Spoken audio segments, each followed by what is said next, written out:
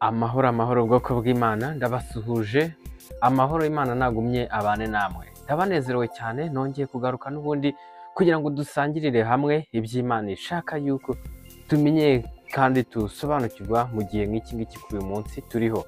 Ndagira nkubwire ngo muri iyi minsi turimo yacu, muri iki kinyejana cyacu, hari impamvu turi muri iki gihe nk'iki ngiki turimo. Hari n'impamvu wavukiye aho ngaho, hari n'impamvu yego wumvishe iki kiganiro, hari n'impamvu nyirizina ugifunguye cyangwa ucyumvishe uri kumwe n'abantu runaka, kandi hari n'impamvu ufashe imyanzuro nk'iyo ngiyo ufashe muri aka kanya. Yego rero ndabasuhuje abaherereye hirya no hino mu Rwanda, abari mu majyepfo, amajyaruguru, iburasirazuba n'iburengerazuba, abari mu mujyi wa Kigali, ndabasuhuje cyane. Ndasuhuza ubwoko bw'Imana bagenzi bacu baherereye muri Amerika, ntabwo twabibagirwa, ntabwo twakwibagirwa bagenzi bacu ubwoko bw'Imana buherereye mu Burayi, baherereye muri Aziya, ubwoko bw'Imana muherereye muri Australia, mwese turabasuhuje. Yego amahoro y'Imana nabane namwe, n'ubundi muri kumwe na mugenzi wanyu Sibomana Anastasi, ubwoko bw'Imana. N'ubundi ubwoko bw'Imana duterwa ishyaka no kwiga ijambo ry'Imana ndetse no gusobanukirwa iby'Imana Data twese ishaka, kugira ngo dukore igikwiriye nk'abazagororerwa ingororano nk'abana b'Imana mu bwami bw'Imana. N'ubundi ubwoko bw'Imana tuboneka hirya no hino ku isi kubw'ubuntu bw'Imana muri Kristo Yesu, kuko mbere abacu God's people, ubwoko bw'Imana, babonekaga mu gihugu cya Isiraheli gusa. Yego ariko ubu ngubu tuboneka hirya no hino nta mupaka. Yego intego yacu ni ukumenyekanisha ukuri kw'ijambo ry'Imana, ndetse by'umwihariko inzira y'ukuri ijya mu bwami bw'Imana. Yego turagarutse n'ubundi kuri Irera TV 1. Ndabashimira cyane kubwo kwitanga mukagenda mumenyekanisha abandi, mumenyekanisha ibyigisho binyura kuri iyi channel, tugamije kuvuga ukuri kw'ijambo ry'Imana tutanyuze ku ruhande, ahubwo tureba igikwiriye kugira ngo abe ari cyo dukora. Ndabashimiye rero mwebwe mugenda muharanira kumva ikiganiro mukagitangira mukanagisoza, kugira ngo musobanukirwe byimbitse, kugira ngo ubone nuko nawe wasobanurira abandi mu gihe murimo kuganira ku by'ubwami bw'Imana, munarebera hamwe icyo Bibiliya ibivugaho, kugira ngo hakorwe icy'ingenzi kandi gikwiriye. N'ubundi ndagarutse turi kuri ya ntego igira iti mbese ni ihe ntego nyamukuru y'ikiremwa muntu kuri uyu mubumbe w'isi. Yego tugiye kurebera hamwe rero uyu munsi, mbese intego nyamukuru y'ikiremwa muntu kuri uyu mubumbe w'isi yaba ari ukumenywa n'abantu benshi, yaba ari ukumenyekana? Nicyo tugiye kureba, turebe n'icyo Bibiliya ibivugaho. Ariko turagaruka tugira tuti se mbese niba koko kumenywa n'abantu benshi cyane ariyo ntego, kuki mu gihe uwo nguwo uzwi cyane n'abantu benshi iyo agiye gupfa, kuki bitamurengera kugira ngo adapfa? Kuki bitamurengera? Yego aho rero urasanga, kuko nimba n'ubundi nawe bitamurengera ngo atava muri ubu buzima bwo mu isi, biraza kumvikana yuko hari ahandi, ubundi buzima tuzongera kubamo cyangwa tugenewe hanyuma y'ubu ngubu turimo. Rero kuba igihembo nyirizina kitarimo kuboneka muri iyi si turimo, cyangwa kuri uyu mubumbe w'isi kiremwa muntu kiriho, urumva kumenywa n'abantu benshi ntabwo ariyo ntego nyamukuru y'ubuzima bw'umuntu kuri iyi si. Oya, rero niyo mpamvu aho rero nimba wumva turimo kurebera hamwe tugasanga kumenywa cyane atariyo ntego nyamukuru y'ubuzima bw'ikiremwa muntu ku isi, turareba icyo Bibiliya nayo igenda ishimangira, kuko ijambo ry'Imana riza ritwereka ko kandi natwe ariko tubyizera yuko hariho ubundi buzima nyuma y'ubu buzima. Ese koko nimba abantu bazabaho mu bundi buzima butari ubwo muri iyi si, kuki nabo abo ngabo bazi yuko kumenywa n'abantu benshi ariyo ntego, kuki bataguma inaha ngo bibakundire? Nabo ntabwo bibabuza gupfa nk'uko n'abandi bose bapfa, kuko n'ubundi icyo ngicyo atariyo ntego y'ubuzima bw'umuntu ku isi.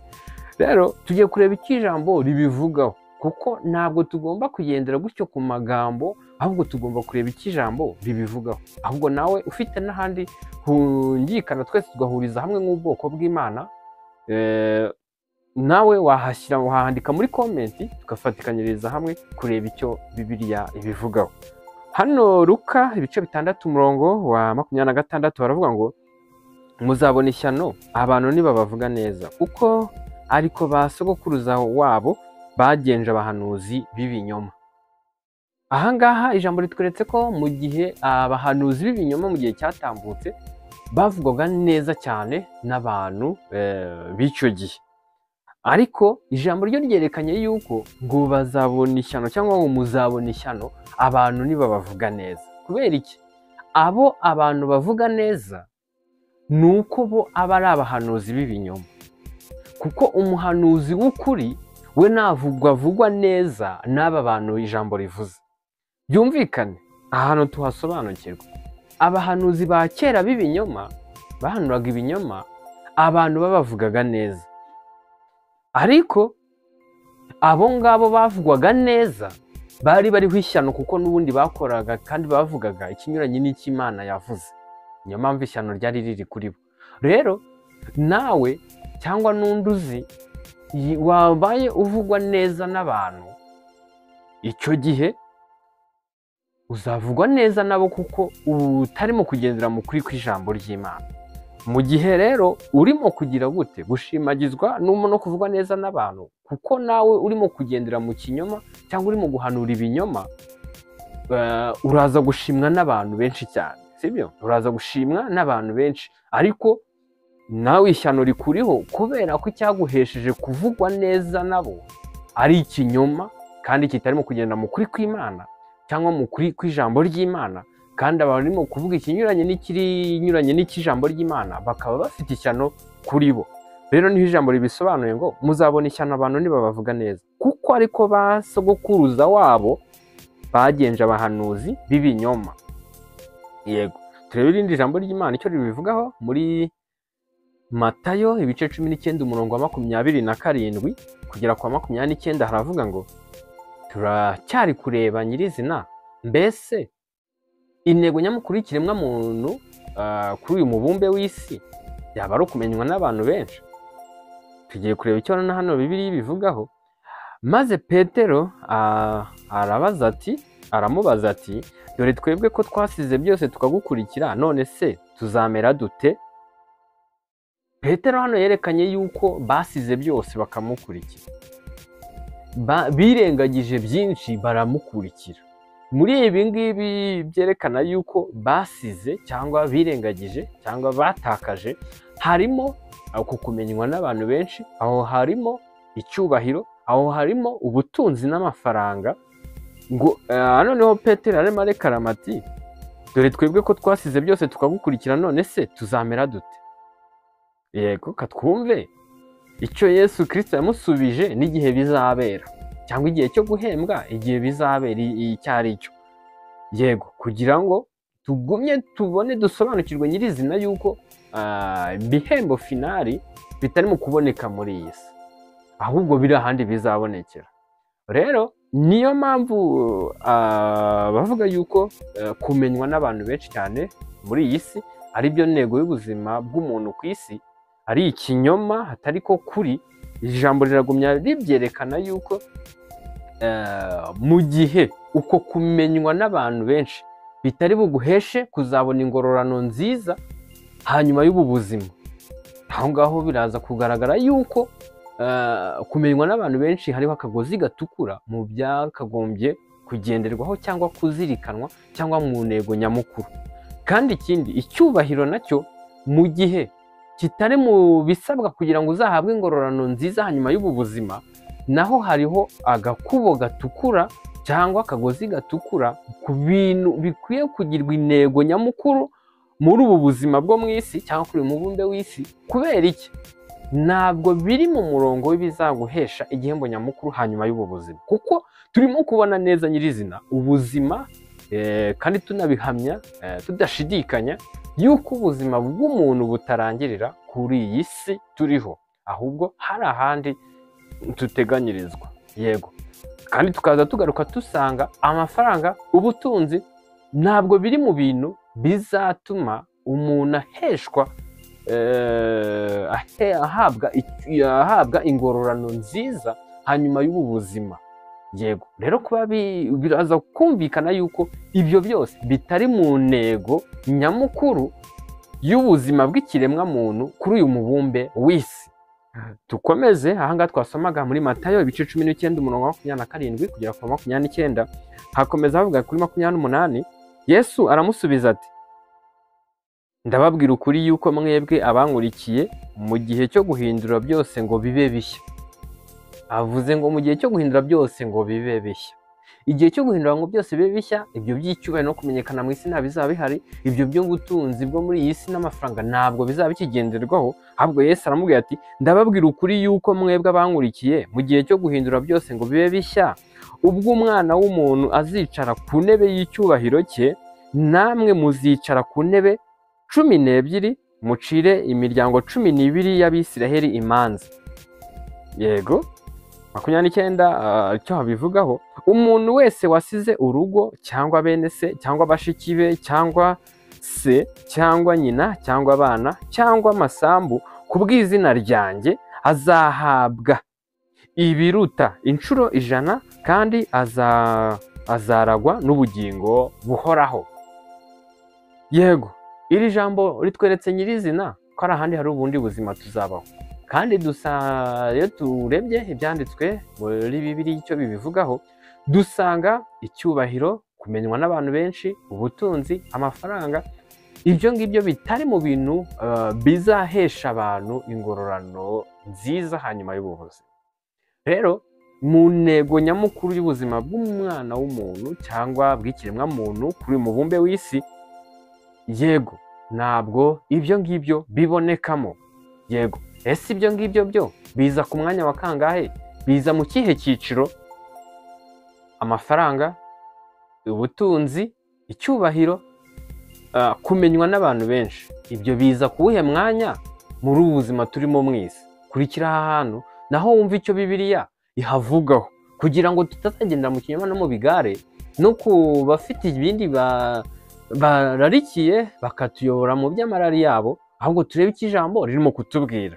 Yego, nk'ubwoko bw'Imana tube maso kandi tumenye n'icyo tugomba gusobanurira bagenzi bacu cyangwa kubwira abandi mu buryo bwo gufashanya. Yego, ngira ngo iki kiganiro ucyumvishe ukajya kureba no mu bindi byatambutse bivuga kuri iyi topic cyangwa kuri iyi ntego. Yego, wakumvayo n'ibindi twagiye tuvugayo, ariko reka turebe ahangaha icyo ijambo rikomeza rivuga. Rero kuba tubonye biriya atari yo ntego, biriya byose nk'uko Petero nawe yari yavuze ko ngo ko basize byose tukagukurikira tuzagenzerezwa dute. Yego, mu byo bari basize yari yavuze harimo n'ubundi icyo cyubahiro, harimo ubwo butunzi basize, harimo uko kumenyekana, harimo amafaranga, byose ibyo ngibyo. Hano niho Yesu Kristo yamusubije ikizabaho hanyuma yo kugira ngo ubuzima buhindurwe tugiye mu bundi, ubwo yamubwiraga ati ngo mu gihe cyo guhindura byose ngo bibe bishya.